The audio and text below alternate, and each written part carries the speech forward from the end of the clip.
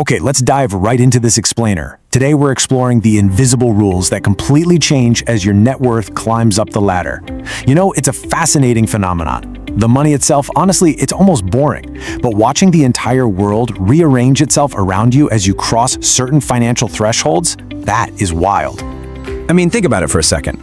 There is this very specific moment when you walk into your bank wearing the exact same wrinkled shirt, having just executed the exact same terrible parallel parking job out front, and yet the teller stops calling you sir out of strict corporate policy and starts calling you by your first name out of genuine interest.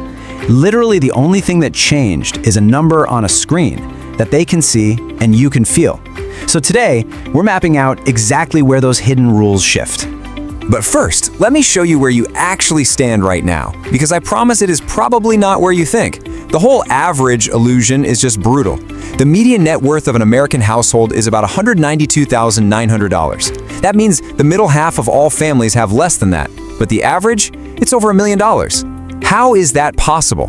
Well, it's because a tiny, tiny fraction of people at the very top are so absurdly wealthy that they artificially yank the average way upward. So the average is basically a fairy tale. The median tells the real story. All right, let's start the climb with level 1, the grind. The very first place things genuinely start to shift happens at a number that, frankly, sounds almost insultingly small: $100,000. Now, I know 100 grand isn't buying you a yacht. In some cities, let's be real, it's barely a down payment. But as Charlie Munger, Warren Buffett's late business partner, famously put it, the first $100,000 is a bitch, but you gotta do it. He advised doing whatever it takes, even if that meant walking everywhere and eating with coupons. Keep in mind, Munger said this back in the 90s, so in modern money, that finish line is actually closer to $200,000. But the grueling, exhausting effort to reach it, that remains exactly the same. So, let's see how this actually builds. Money doubles on a schedule depending on your rate of return, right? At a pretty standard 7% return, your money doubles about every 10 years. The absolute crucial point here is that this 10-year effort is identical whether you're starting with $100,000 or $100 million, but the dollars it spits out, vastly different. A $100,000 portfolio earned you about $7,000 in a year. $1 million earns $70,000, which is literally more than the median American makes at a full-time job for doing absolutely nothing. And $5 million? That earns $350,000 while you sleep. The percentage is exactly the same, the effort is the same, but the size of that compounding snowball is what makes hitting that first 100K feel like pushing a car uphill in the rain. But getting 100 grand in real savings quietly drops you out of a club that most Americans simply cannot leave. Did you know that around 44% of people earning over $100,000 a year still report having little to nothing left over after bills? Hitting this savings level yanks you right out of that financial fragility. And the institutions? Oh, they notice. This is where a bank like Bank of America might suddenly offer you better card rewards, a discount on your auto loan, or even knock some money off a mortgage. You haven't quite gotten the red carpet yet.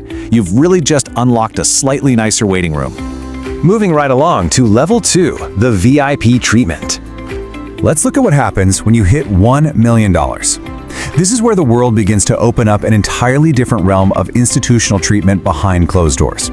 But first, we really have to clear up the complicated truth about $1 million. If we use the famous 4% rule for retirement withdrawals, $1 million generates about $40,000 a year comfortably. That is wonderful for sure, but it is definitely not private jet money. Here is the reframe. $1 million back in 1990 has the buying power of about $2.5 million today. The bar has moved. Even UBS, the giant Swiss bank, recently came out and admitted that the traditional $1 million threshold is officially outdated. In fact, get this, there are about 23.8 million millionaires in the US right now. Over 1,000 brand new ones are minted every single day. Because of this huge influx, the actual VIP treatment has shifted. At a bank like Chase, once you park some real assets with them, you become a private client. Boom. You are assigned a dedicated, actual human advisor. Fees are suddenly just waved away like they were never even real. No wire fees, global ATM fees refunded. You've officially been upgraded from a random account number to a person they would be genuinely sad to lose. But here is the real secret. This genuinely rewires how you understand wealth. The rich don't get rich and then just spend their money. No, they get rich and then they borrow against their money, so they never ever have to sell it. It's called a securities-backed line of credit. You take your big pile of stocks, and instead of triggering a massive tax bill by selling them, you just politely ask the bank to lend you money against it at incredibly low interest rates. It is literally financial Schrodinger's cat. You get to spend your savings, but your savings are somehow still there, compounding in the background. Let's actually walk through this mind-blowing math, which JP Morgan literally uses in its own marketing materials. Say you have a $10 million portfolio, and you need $3 million in cash. If you sell that $3 million, your remaining $7 million grows by about $483,000 in a year. But if you borrow that $3 million instead, leaving the full $10 million invested, that larger pile grows by $690,000. Even after you pay the bank $58,000 in interest, you still come out roughly $148,000 ahead.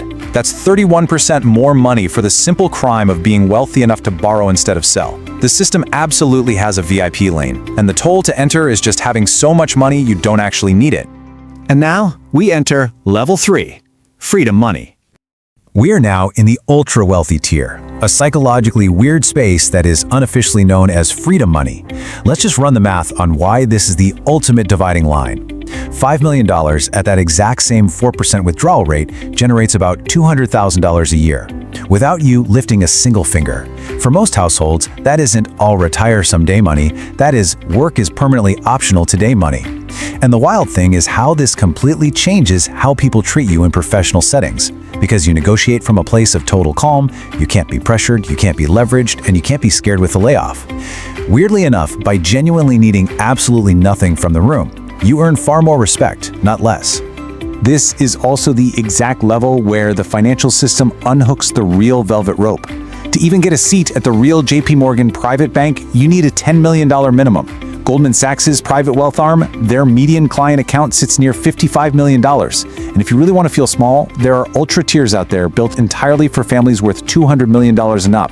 Cracking this top 1.6% of American households gets you a dedicated team of absolutely brilliant professionals whose only job on earth is managing your money. But we have to talk about the dark side of Level 3, the stuff the internet gurus conveniently never mention. There is an actual clinical term for what happens to people who come into serious money really fast: sudden wealth syndrome. It brings immense guilt, severe paranoia, decision paralysis, and just profound isolation. The very second word gets out, distant relatives, long-lost friends, and extremely eager salesmen completely deluge you. A famous study of Florida lottery winners showed that sudden windfalls didn't actually save people from bankruptcy, they usually just delayed it, simply because the money was dropped onto a life that was never built to hold it. Then there is the psychological toll, the crab bucket mentality. If you put crabs in a bucket, any crab that tries to climb its way out gets dragged right back down by the others. People absolutely do this too. The moment you visibly start winning, people close to you might instinctively try to pull you back, mostly because your rise quietly highlights the fact that they're standing still. It's a really painful paradox. The exact same wealth that earns you intense respect from total strangers ends up costing you the freedom to fully trust the people who actually knew you before. Which brings us to the climax of this explainer, the moving goalpost trap. This is the reason none of this climbing ever feels like enough. Let's look at the ultimate trap here. You would think somewhere up this crazy ladder there is a distinct step marked enough. Well, there isn't. Survey data from Charles Schwab perfectly proves this. The person sitting on $1 million looks up at the person with $2.5 million and feels poor. The one with $2.5 million looks at the $10 million earner and feels poor. Your brain naturally adjusts to every single new level in about a month, and then it just quietly demands the next one. The goalposts don't just move, they literally sprint away from you at the exact speed you approach them. So here's the radical takeaway I really want to leave you with today. The people who actually win this game aren't the ones who climb the fastest. No way. They are the ones who decide, on purpose, what enough means for them, well before those moving goalposts get to decide it for them. You can sit very comfortably between these levels and build a life that strangers, bankers, and those crabs in a bucket simply cannot touch. So I'll leave you with this one powerful question. Stop measuring your worth against a rigged machine. What is your enough? And when you finally reach it, will you have the courage to actually stop?